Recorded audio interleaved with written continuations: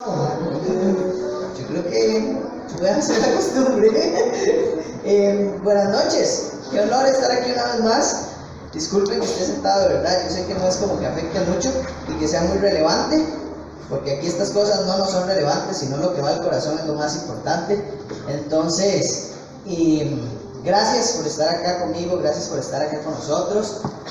Hoy espero que sea un día especial. Hoy tenemos buenas noticias y me encantan las noticias de hoy porque ya vamos bastante avanzados en Josué. Ya nos quedan solo 3 enseñanzas más de Josué. Hemos devorado un libro del Antiguo Testamento por primera vez como iglesia y eso es súper bonito. Damos gloria a Dios por el privilegio que nos da de verdad de tener toda su palabra, todos sus mandatos, todos sus principios y que todos sean aplicables a nuestra vida, porque a veces decimos, es que el Antiguo Testamento ya no hay nada que aplicar a nuestra vida, y hemos visto cómo Josué ha sido súper aplicable, cómo hemos aprendido a ser más obedientes, a ser más valientes, a dejar un legado para los que vienen detrás de nosotros, a tener fe que Dios tiene cuidado de todo lo que hacemos, que va delante de nosotros como un guerrero. Eso es lo que nos ha enseñado Josué, que se puede salir adelante, que podemos transformar una generación, que hay una tarea restante de discipulado por hacer y que nosotros somos parte de esa tarea restante, que si no nos ponemos las pilas, esa tarea se frena y que nos corresponde a nosotros. Y hoy vamos a estar ya en el capítulo 22 de Josué y vamos a estar viendo algo muy interesante, porque vamos a estar viendo la importancia que tiene la comunidad y la iglesia para la vida del pueblo de Israel, para nuestra vida, y cómo Dios hace 4 mandatos muy claros en los últimos capítulos y cómo el pueblo busca esforzarse por cumplirse, ¿verdad? Entonces eso vamos a estar hablando hoy. Acompáñenme a leer el capítulo 22 de Josué. Entonces va a aparecer en las pantallas, es bastante largo, pero es una historia, entonces va a ser muy ameno escucharlo y disfrútelo conmigo. Dice: las tribus del oriente regresan a su hogar. Entonces Josué convocó a la tribu de Rubén, a la tribu de Gad y a la media tribu de Manasés. Les dijo: ustedes hicieron lo que Moisés, siervo del Señor, les mandó y obedecieron cada orden que yo les di. Durante todo este tiempo no abandonaron a las otras tribus. Se aseguraron de obedecer los mandatos del Señor su Dios hasta el día de hoy. Y ahora el Señor su Dios ha dado descanso a las otras tribus, tal como se lo prometió. Así que vuelvan a su hogar, a la tierra que Moisés, el siervo del Señor, les dio como posesión, al oriente del río Jordán, pero asegúrense de obedecer todos los mandatos y las instrucciones que Moisés les dio. Amen al Señor su Dios, anden en todos sus caminos, obedezcan sus mandatos, aférrense a Él y sírvanlo con todo el corazón y con toda el alma. Entonces Josué los bendijo y los despidió, y ellos volvieron a sus hogares. A la media tribu de Manasés, Moisés le había dado la tierra de Basán al oriente del río Jordán. A la otra mitad de la tribu se le entregó la tierra al occidente del Jordán. Cuando Josué los bendijo y los despidió, les dijo: vuelvan a sus hogares con toda la riqueza que tomaron de sus enemigos, las numerosas manadas de animales, la plata, el oro, el bronce y el hierro, y la enorme cantidad de ropa. Compartan el botín con sus parientes. Entonces los hombres de Rubén, de Gad y de la media tribu de Manasés dejaron el resto del pueblo de Israel en Silo, en la tierra de Canaán. Emprendieron el viaje de regreso a su propia tierra en Galaad, el territorio que les pertenecía de acuerdo con el mandato que el Señor había dado por medio de Moisés. Sin embargo, mientras todavía estaban en Canaán, los hombres de Rubén, de Gad y de la media tribu de Manasés se detuvieron al llegar a un lugar llamado Gelilot, cerca del río Jordán, para construir un altar grande e imponente. Entonces el resto de Israel oyó que los hombres de Rubén, de Gad y de la media tribu de Manasés habían construido un altar en Gelilot, a orillas de la tierra de Canaán, en el lado occidental del río Jordán. Entonces toda la comunidad de Israel se reunió en Silo y se preparó para salir a la guerra contra ellos. Pero antes enviaron una delegación a cargo de Finés, hijo del sacerdote Eleazar, para hablar con la tribu de Rubén, la tribu de Gad y la media tribu de Manasés. La delegación estaba formada por 10 líderes de Israel. Cada uno pertenecía a una de las 10 tribus y era cabeza de su familia dentro de los clanes de Israel. Cuando llegaron a la tierra de Galaad, les dijeron a la tribu de Rubén, a la tribu de Gad y a la media tribu de Manasés: Toda la comunidad del Señor exige saber por qué están traicionando al Dios de Israel. ¿Cómo pudieron apartarse del Señor y construirse un altar en rebeldía contra Él? ¿Acaso no fue suficiente el pecado que cometimos en Peor? Hasta el día de hoy no estamos completamente limpios de ese pecado, incluso después de la plaga que azotó a toda la comunidad del Señor. Y ahora ustedes le dan la espalda al Señor. Si hoy ustedes se rebelan contra el Señor, mañana Él se enojará con todos nosotros. Si necesitan el altar porque la tierra de ustedes es impura, entonces únanse a nosotros en la tierra del Señor, donde se encuentra el tabernáculo del Señor, y compartan nuestra tierra. Pero no se rebelen contra el Señor ni contra nosotros al construir un altar diferente del altar único y verdadero del Señor nuestro Dios. ¿Acaso no cayó el enojo divino sobre toda la comunidad de Israel cuando Acán, un miembro del clan de Zera, pecó al robar las cosas que habían sido apartadas para el Señor? Él no fue el único que murió a causa de su pecado. Entonces la gente de Rubén, de Gad y de la media tribu de Manasés les respondió a estos líderes, cabezas de los clanes de Israel: el Señor, el poderoso, es Dios. El Señor, el poderoso, es Dios. Él conoce la verdad, y que Israel también la sepa. Nosotros no construimos el altar por traición o en rebeldía contra el Señor. Si fuera así, no nos perdonen la vida ni un día más. Si en verdad construimos un altar para nosotros, para apartarnos del Señor, o para presentar ofrendas quemadas, ofrendas de grano u ofrendas de paz, que el Señor mismo nos castigue. La verdad es que construimos este altar porque tenemos miedo de que en el futuro sus descendientes le digan a los nuestros: ¿qué derecho tienen ustedes de adorar al Señor, Dios de Israel? El Señor ha puesto el río Jordán como una barrera entre nuestra gente y ustedes, gente de Rubén y de Gad. Ustedes no tienen derecho de afirmar que pertenecen al Señor. Así los descendientes de ustedes podrían impedirles a los nuestros que adoraran al Señor.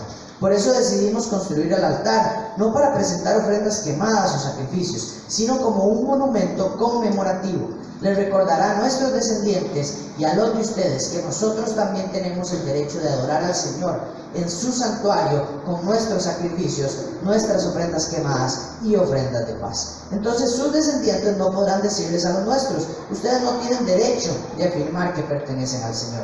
Si ellos dicen eso, nuestros descendientes podrán responder: miren esta réplica del altar del Señor que construyeron nuestros antepasados.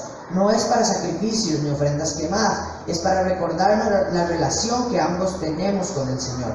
Lejos esté de nosotros rebelarnos contra el Señor o apartarnos de Él al construir nuestro propio altar para presentar sacrificios, ofrendas quemadas y ofrendas de grano. Únicamente el altar del Señor nuestro Dios, que está delante del tabernáculo, puede usarse para este propósito. Cuando el sacerdote Finés y los líderes de la comunidad, cabezas de los clanes de Israel, oyeron eso de boca de la tribu de Rubén, de la tribu de Gad y de la media tribu de Manasés, quedaron conformes. Finés, hijo del sacerdote Eleazar, les respondió: hoy sabemos que el Señor está entre nosotros, porque ustedes no han cometido esa traición contra el Señor como nosotros habíamos pensado. En cambio, han rescatado a Israel de ser destruido por mano del Señor. Después Finés, hijo del sacerdote Eleazar, y los otros líderes dejaron a la tribu de Rubén, a la tribu de Gad en Galad, y regresaron a la tierra de Canaán para contarles a los israelitas lo que había sucedido. Entonces todos los israelitas quedaron conformes y alabaron a Dios, y no hablaron más de hacer guerra contra Rubén y Gad. La gente de Rubén y Gad le puso al altar el nombre de testigo, porque dijeron: es un testigo entre nosotros y ellos de que el Señor es también nuestro Dios. Ok, esta es una historia bastante larga, me fueron como 7 minutos leyéndola, ¿verdad? Pero es muy interesante y me encanta, y quiero que me acompañe a orar para que después empecemos a ver los principios que enseña Dios a través de este pasaje. Entonces acompáñenme ahí. Señor, gracias por esta noche tan bonita, gracias porque estamos acá, gracias por el privilegio de ser iglesia, de hacer iglesia, Señor. Gracias porque somos tu novia amada, nos amas, nos cuidas, nos presentas pura delante de Dios, Señor, y queremos edificarnos, queremos aprender más de vos, queremos conocerte cada día más, queremos conocer a este Dios trino, Señor, este Dios todopoderoso, y queremos hacerlo a través de tu palabra, Señor. Que este rato sea un rato extraordinario para conocerte más, que seas vos el que hable, que sea tu Espíritu Santo el que guíe, y que no sea yo, ni mis ideas, ni mis locuras, Señor. En el nombre de Jesús pongo esta noche en tus manos. Amén. Ok. Para mí es chivísima cómo se están peleando por querer adorar a Dios. O sea, es lo primero que yo digo. O sea, ¿quién hoy se pelea con otro por querer adorar a Dios? O sea, la preocupación de las personas de la tribu de Rubén, de Gad y de la media tribu de Manasés era: ustedes no nos van a dejar adorar a Dios en el futuro. No podemos permitir que eso pase, ¿verdad? Y esta actitud que ellos tienen me fascina y anhelo en mi corazón, de verdad. Yo decir, yo quiero pelearme porque me dejen adorar a Dios. Yo quiero pelearme por venir a este lugar y que me abran la puerta y yo decir, aquí adoro a Dios, y cuando estén mis hijos, este era el lugar donde adorábamos a Dios, y recordarlo siempre, y que nunca nadie diga, usted ya no puede adorar a Dios. Y nosotros tenemos tanta libertad para adorar a Dios que hemos olvidado esta incapacidad que tenían antes para adorar al Señor, donde era un solo pueblo el que adoraba al Señor, donde era un solo pueblo el que hacía grandes cosas, o Dios hacía grandes cosas a través de ellos para que otros llegaran a adorarlo, pero era limitada la adoración. Y a través de Jesucristo esta adoración se expandió a todos nosotros, se expandió para que hoy podamos adorar aquí, en la casa, en todo lugar, y no tener que crear un altar, porque el altar es Cristo. Cristo es este testigo de que Él es el punto de adoración al cual nosotros recordamos y decimos, esa cruz es el testigo de que yo puedo adorar al Señor, ¿verdad? Y eso me encanta, y quería empezar por ahí porque es la mejor noticia que tiene este pasaje. Es la mejor noticia. No hay que levantar un altar. Ese altar se llama Jesús y está en nuestros corazones y nos recuerda todos los días que tenemos acceso al Padre para adorarlo, para amarlo, para estar con Él y para recibir su bendición. Entonces no se olvide de eso. Adorarlo es un privilegio, e Israel estaba peleando para tener este privilegio por siempre, ¿verdad? Y que sus hijos lo tuvieran. Entonces, a partir de ahí, vemos un pueblo celoso, un pueblo que quiere adorar a Dios, un pueblo que quiere conocer más a Dios, y vemos que Dios da principios muy prácticos y muy claros de entender al pueblo. Y voy a empezar por ahí, y voy a ver los primeros 4 principios que enseña Dios en este pasaje, y lo vemos tempranito en el pasaje. Antes de los primeros 10 versículos, vemos como Josué les dice: amen al Señor su Dios, es el primero. Amen al Señor su Dios. Me encanta esto porque es un llamado a no tener otros dioses. Siempre hay un llamado de parte de Dios a no tengan otros dioses, no busquen otros dioses. Y Dios sabe muy bien que la idolatría destruye la relación con Dios. Cuando nosotros somos idólatras, cuando nosotros tenemos otros dioses, tenemos otros ídolos, dañamos la relación con Dios. Y eso es lo primero que Dios está enseñando. Y lo segundo es que la idolatría también daña nuestra relación con las demás personas. ¿Qué es idolatría? Creo que lo hemos hablado varias veces acá. Pero idolatría es cuando le damos el lugar que le corresponde a Dios a otras cosas. A mi trabajo, a mi novia, a mi esposa, a mis hijos, a mi familia, a mi iglesia, a lo que sea.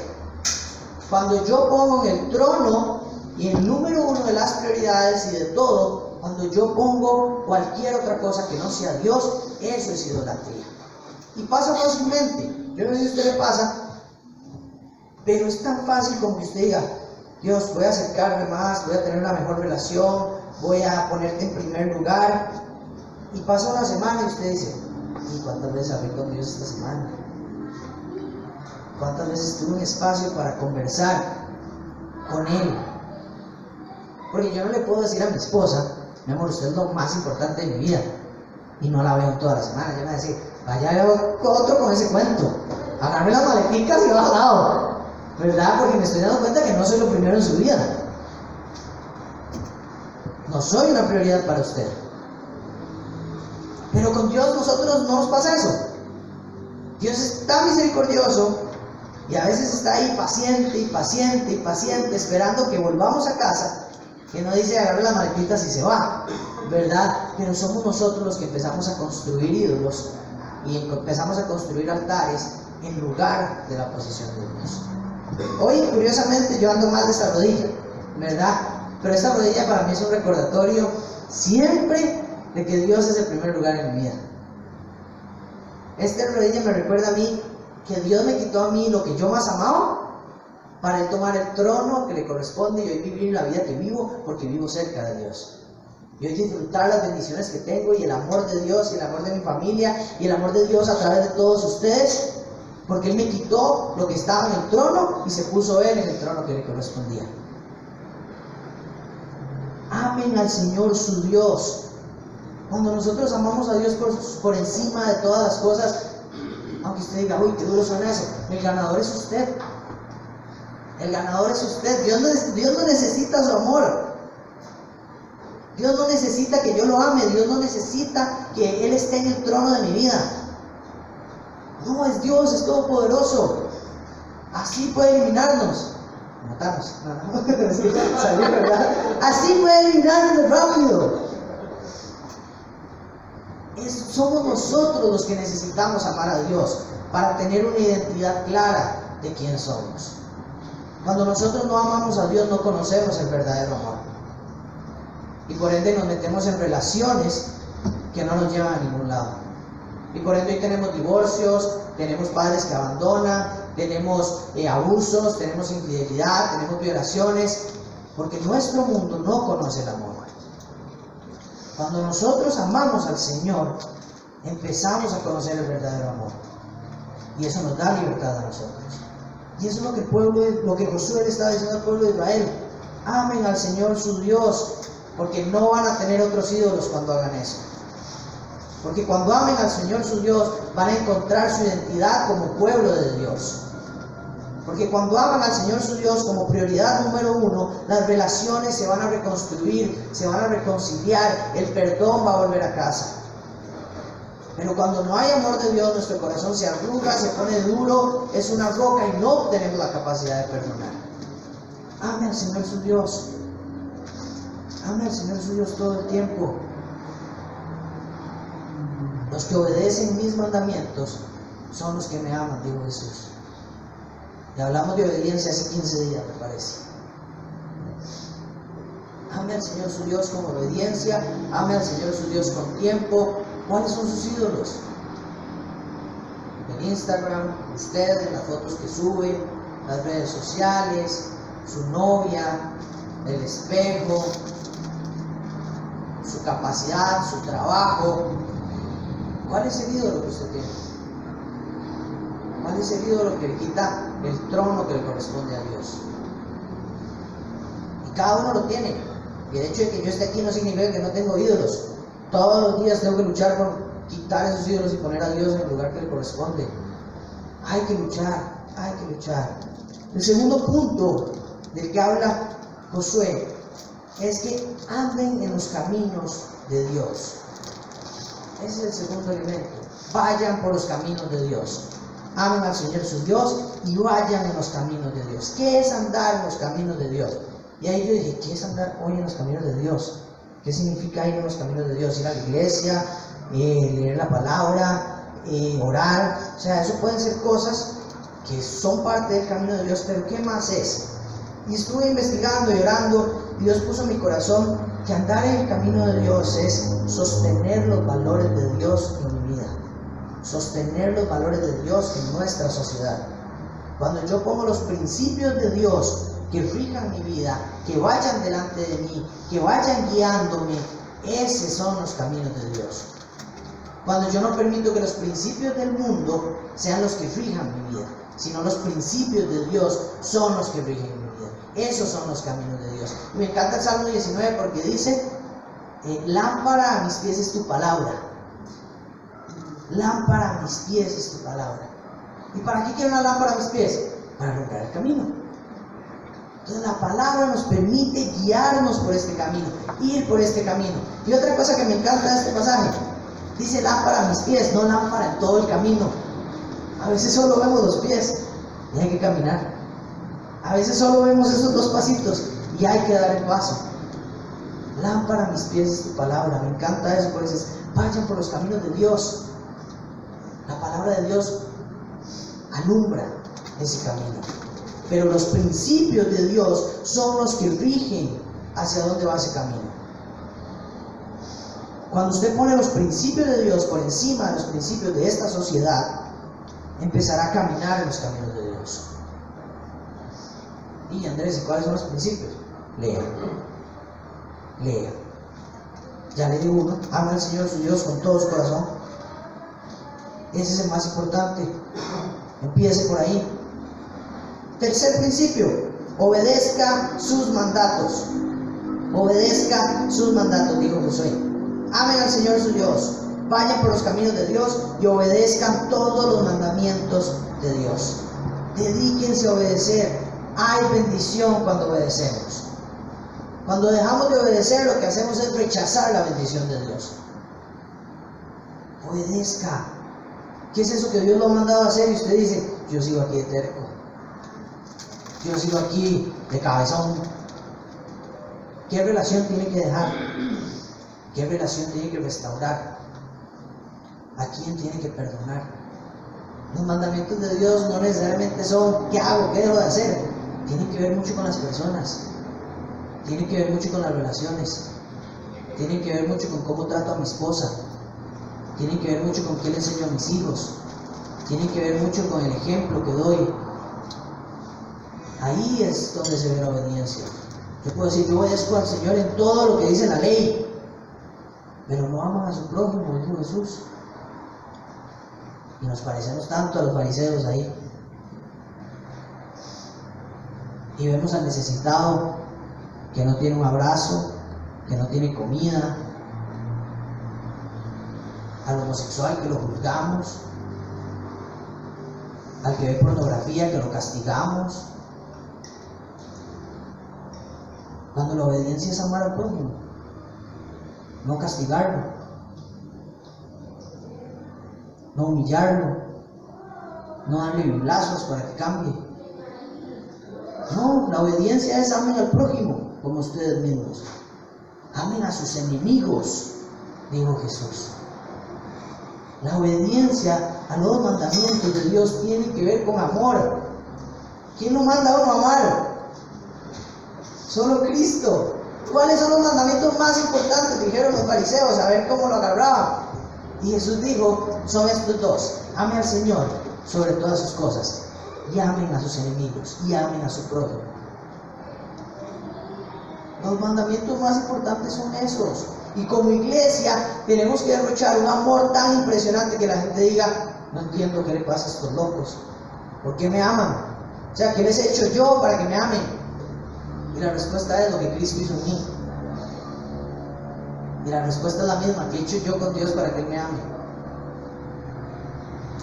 Ese es el reflejo del amor de Dios para con las personas. Y me encanta porque cuando Dios dice que nos creó a imagen y semejanza, y nosotros distorsionamos esta imagen y semejanza a través del pecado, cuando volvemos a amar a Dios, cuando volvemos a conocer a Cristo, cuando seguimos a Cristo como sus discípulos, Él vuelve a restaurar muchas cosas a la imagen y semejanza de Dios. Y este amor que Dios nos pide es el amor semejante al del Padre. Es un amor a imagen y semejanza del amor que tiene el Padre. Y por eso la obediencia a este mandamiento es relevante para la vida del cristiano. Por eso son los más importantes, porque reflejan la imagen y la semejanza del amor, de la misericordia, de la compasión, de la empatía de Dios por su pueblo. Y nosotros tenemos que ser espejo de eso. Y nos hemos caracterizado por lo contrario. Es hora de obedecer a Dios amando, dejando la ley a un lado, pero amando primero, teniendo gracia. Y a veces amar a los más difíciles, a los que más cuesta amar son los que están en la casa. Es con los que somos más duros. Amemos. A mí me encanta mi esposa como me ama con mis cosas. Yo quisiera ser más como ella. Es tan paciente con todo. Y ella tiene un amor que yo no tengo. Yo algo sale mal y ya me frustro. Ella no, ella a ti. A mí me sale algo mal y vamos para adelante. En casa tenemos que obedecer este mandamiento. El cuarto elemento, el cuarto mandato es chivísima. Dice, sírvanlo con todo el corazón. Sirvan a Dios. Sirvan a Dios. A veces uno cree que servir a Dios solo aparece en el Nuevo Testamento. Y vemos acá como Él dice, sírvanlo. Es un mandato, sírvanlo. Servir al Señor, sirvan sus propósitos, sirvan sus caminos, sirvan con su amor. ¿Cómo servimos al Señor? Haciendo esto. Siendo partícipes de su gran obra aquí en la tierra. Expandiendo el reino de Dios aquí en la tierra. Mostrando la gloria de Dios en todo lugar en el que estamos. ¿Cómo puedo servir yo? Con lo que Dios me dio. A Moisés le dio una vara. Eso fue lo que Dios le dio a Moisés. Le quitó todo el poder que tenía en Egipto y le dio una vara. Y Moisés dijo, ¿pero qué va a hacer yo? No sé ni hablar. Y Dios le dijo, con esa vara vas a mostrar la gloria de Dios. ¿Qué tiene usted en sus manos? ¿Cuál es la vara que Dios ha puesto en sus manos? ¿Cuál es su don? ¿Es con los niños? ¿Es con los jóvenes? Ah, pero es que en la iglesia no hay jóvenes. Búsquenlos, necesitan de Dios. No tienen que llegar aquí. Usted puede ir por ellos. Ah, matrimonio, eso es lo mío. Ok, ese es su don, esa es su vara. Úsela. Póngala al servicio de Dios, que Él se encarga. El mar rojo lo abrió Dios, no lo abrió el don de Moisés. Pero ¿qué hizo Moisés? Lo pongo a disposición. Dispóngase. Si algo he aprendido yo en este tiempo de ser pastor es que Dios se glorifica no con los que saben, sino con los que dicen, estoy dispuesto. Estoy dispuesto aunque no sé nada, pero estoy dispuesto. Tengo la disposición de tiempo, tengo la disposición de ganas, tengo la disposición de estar siempre y veo la gloria de Dios. El grupo que voy los miércoles, el grupo pequeño, es un grupo extraordinario. Y es porque están dispuestos a estar ahí. Y Dios está haciendo cosas buenísimas con las personas que están en ese grupo y son de esta iglesia. Ese grupo de Zampa es chidísima.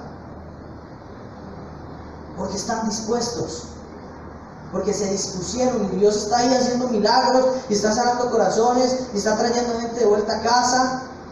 Y hay un espacio para aconsejarse y para decir, este es mi pecado, ayúdenme.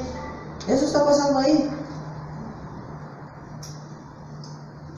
Y no porque ahí haya una eminencia con miles de dones. No, es porque hay un matrimonio que está dispuesto a abrir su casa todos los miércoles. Y Dios usa eso.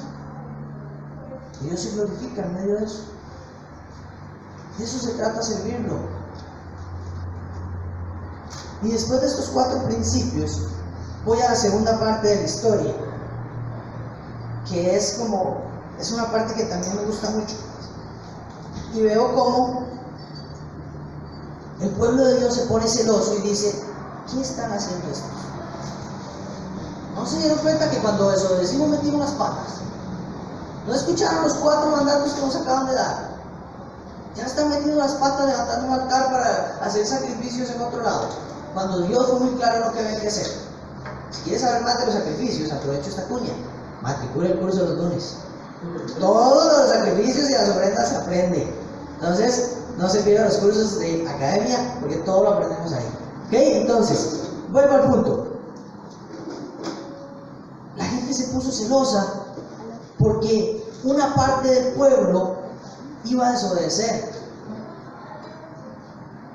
Y no sé si a usted se le parece algo esto, pero a mí se me parece a la labor de la iglesia. Cómo la iglesia debe tener esta desesperación por decir, tengo que cuidar a mi hermano porque me está metiendo las patas. Tengo que correr, ir hasta donde están para sacarlo de ahí y preguntarle, ¿qué está haciendo? ¿Cómo se le ocurre si ya vio lo que pasó antes? Eso está haciendo el pueblo. Y eso debe hacer la iglesia. La iglesia nos permite mantenernos alineados a los 4 principios que Jesús enseñó. A veces usted dice, uy, es que qué pereza venir los sábados. La iglesia no es solo el sábado. pero aquí uno se conecta el sábado para que pasen las cosas entre semana. Ahora hablé con un muchacho y le dije, ¿qué? ¿Cuándo nos vemos? Y el viernes ya vamos a ir a tomar un cafecito, comernos algo fijo, porque no tomamos café, ¿verdad? Y comer un montón. Pero ya aquí fue el punto de encuentro para ponernos de acuerdo. Es muy difícil estar alineados cuando estamos solos.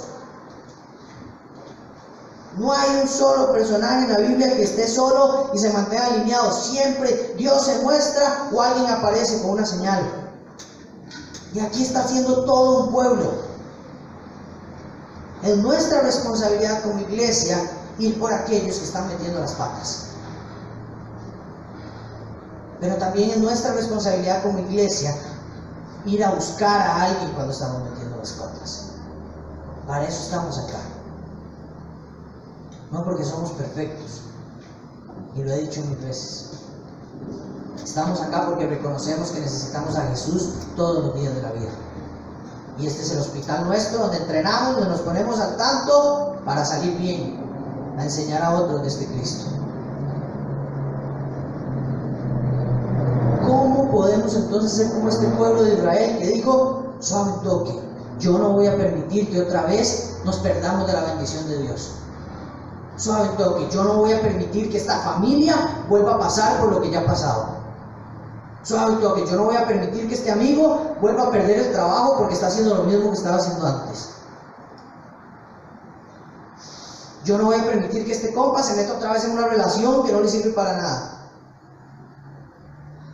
Ese es el amor de la iglesia. Es advertir, es cuidar, es anticipar. Y si aún anticipando nos llevamos los golpes, es levantar.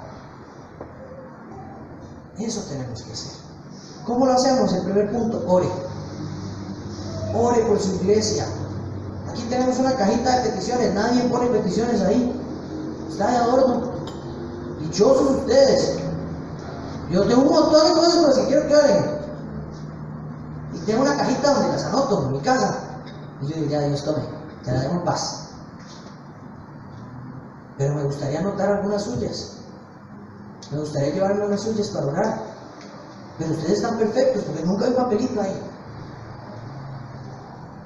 Aprovechen que hay gente que quiere orar por usted y que ora entre semana. Yo sé que doña Elba ora por nosotros.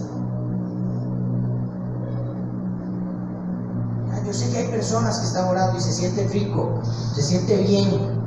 Me encantó que esta semana cuando se enteraron lo de mi rodilla, un montón de gente me escribió que iba a estar orando por mí. Yo dije, yo sé que ellos están orando por mí.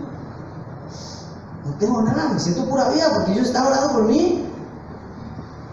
Y el dolor físico no se compara con la satisfacción del corazón que se siente cuando hay alguien orando por uno. No se pierde ese privilegio. Oren sin cesar, oren unos por otros. Acérquese y diga, necesito que ore por mí por eso. Escriba ahí si le da vergüenza decirlo. Anote ahí una petición, aunque sea un agradecimiento, aunque sea para usted una tontera, pero anote ahí algo por lo cual orar al Padre. El segundo punto, cuide a las personas. ¿Cómo se cuida? Preguntando, ¿cómo estás? Nosotros a veces decimos, ¿qué ma? ¿Todo bien? Y no escuchamos qué sigue. Ma, todo bien, pura vida, ¿ya? Pero no tenemos ni la cortesía de escuchar si había todo bien o no. Cuidarnos unos a otros. Y para hacerlo hay que preguntar, ¿cómo estás? ¿Cómo estás, Dani? ¿Cómo estás, Julieta? ¿Cómo estás, don José? ¿Cómo estamos? Pero no es un trabajo que solo hace el pastor. Somos iguales todos aquí. Es un trabajo de todos. Y hay muchos de acá que tienen muchos más dones de consejería que los que yo tengo. Y hay muchos acá que tienen más dones de sabiduría que los que yo tengo.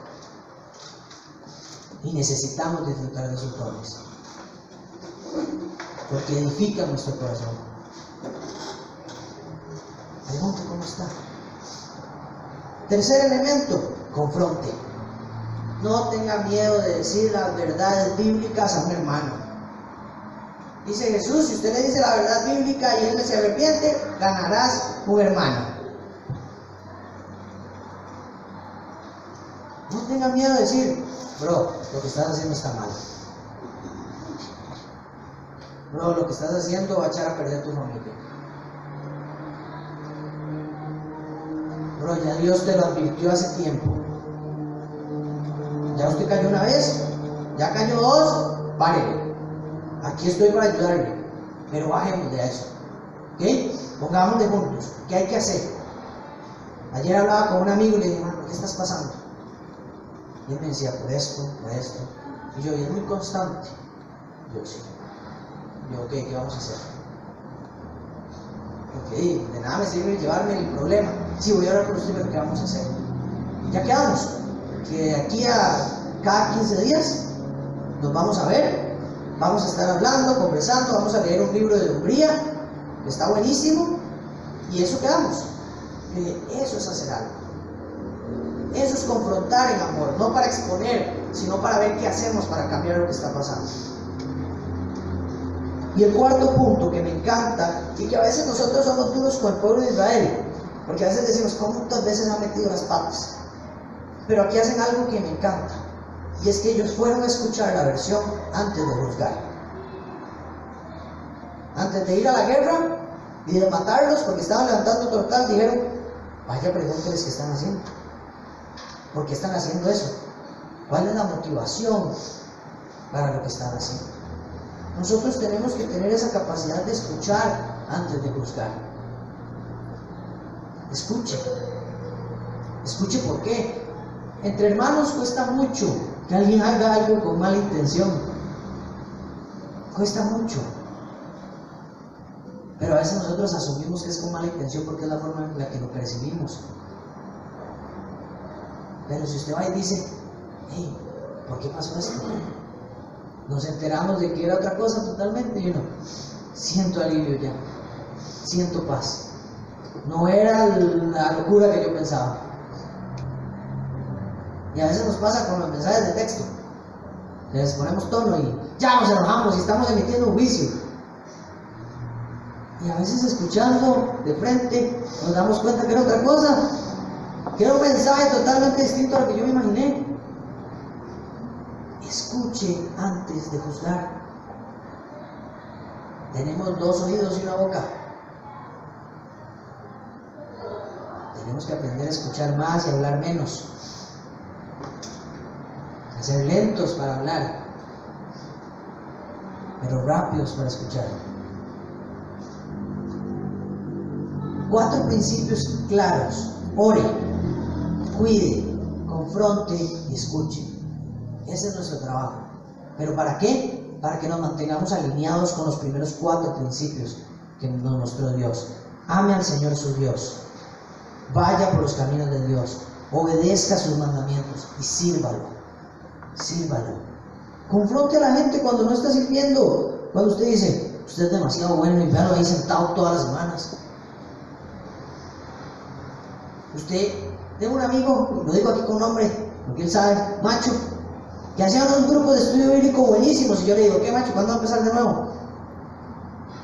Es mi responsabilidad también confrontarlo, porque él bendice a muchísimas personas cuando pone sus dones al servicio. Confronte para que la gente se active, confronte para que hayan discípulos. Confronte al que tiene un llamado misionero y que está aquí todavía. De eso se trata. Y termino con esto. Y es el punto con el que cierro y creo que engloba todo lo que habla este pasaje. Y es que como iglesia y como miembros tenemos que hacer todo lo necesario por mantenernos alineados a Dios. Todo lo que sea necesario. Sacrificar lo que sea necesario porque estemos alineados a Dios. Matar cualquier ídolo por permanecer alineado a Dios. Matar cualquier distractor por permanecer alineado a Dios. Matar cualquier preocupación por permanecer alineado a Dios. matar cualquier raíz de amargura, de enojo, de ira que tengo en mi corazón, para poder estar alineado a Dios. Ese es el único sacrificio que pide Cristo ya, que entreguemos el corazón. Ya no hay que hacer holocaustos ni ofrendas de ese tipo. Ahora Él pide el corazón, entreguemos, haga lo que sea necesario para que usted me entregue el corazón.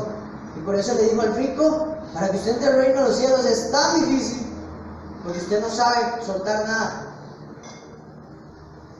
porque usted no sabe entregar nada, porque usted tiene muchas prioridades antes que yo. Y hoy la realidad nuestra se parece más al del rico, al del pobre espiritualmente.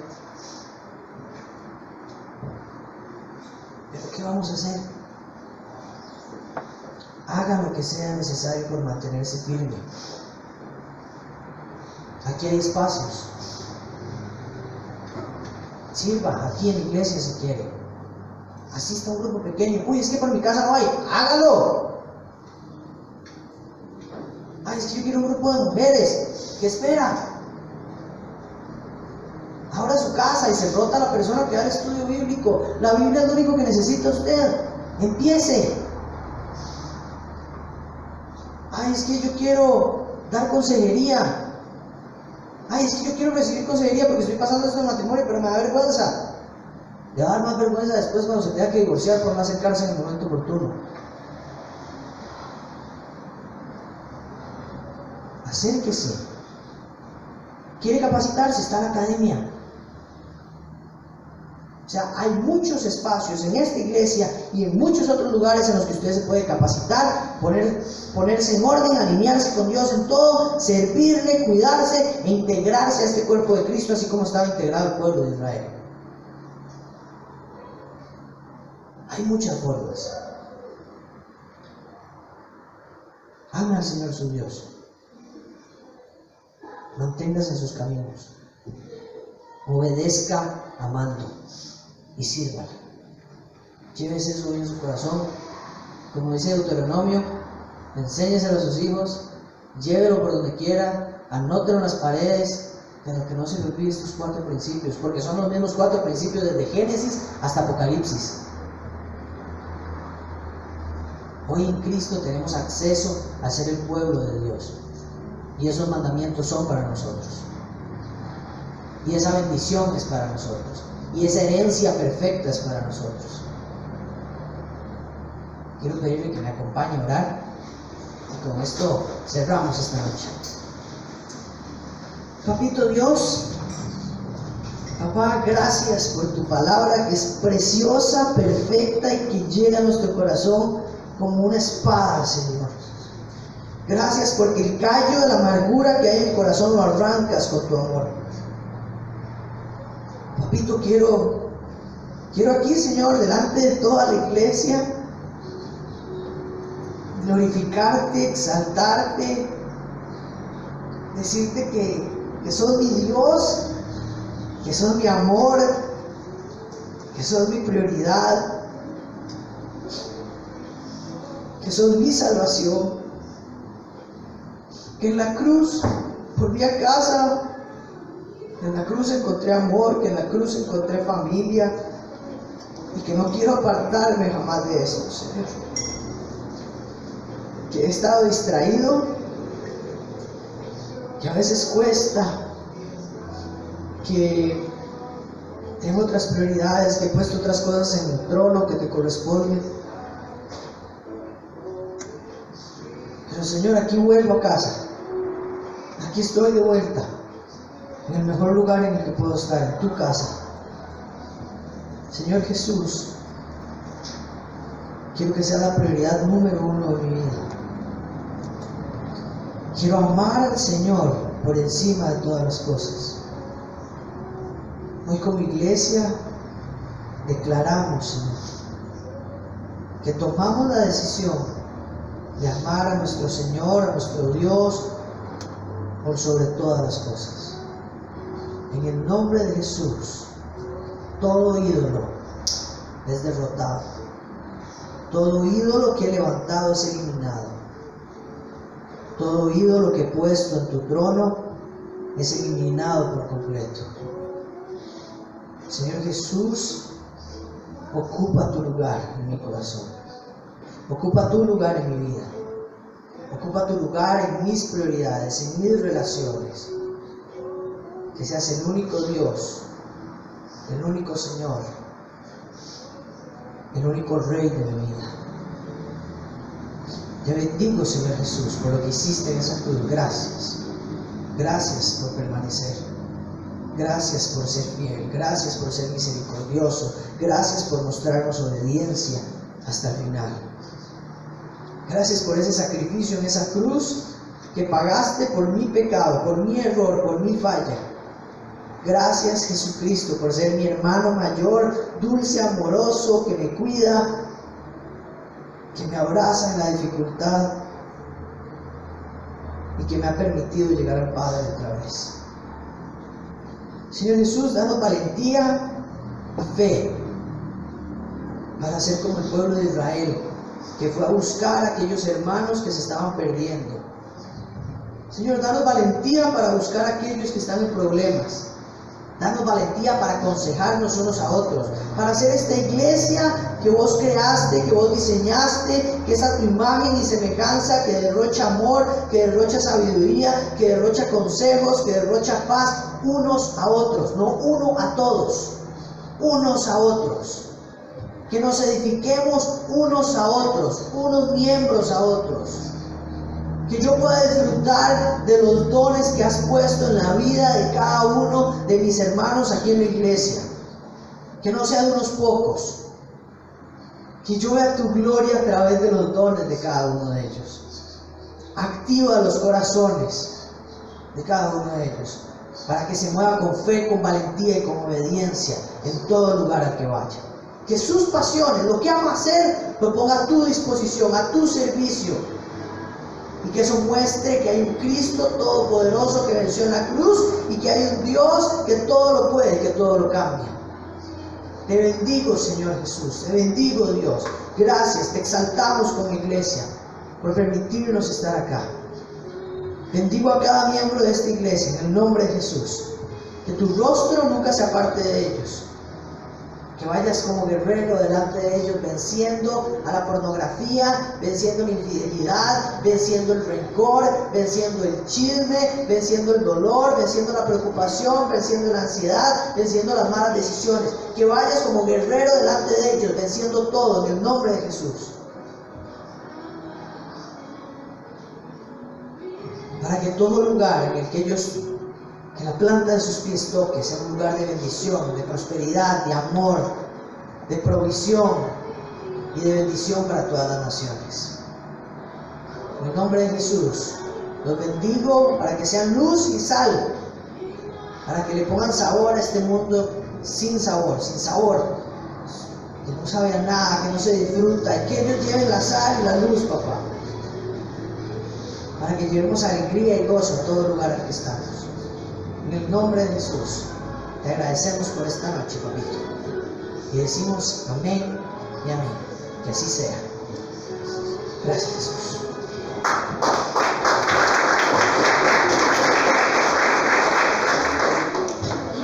Familia, gracias.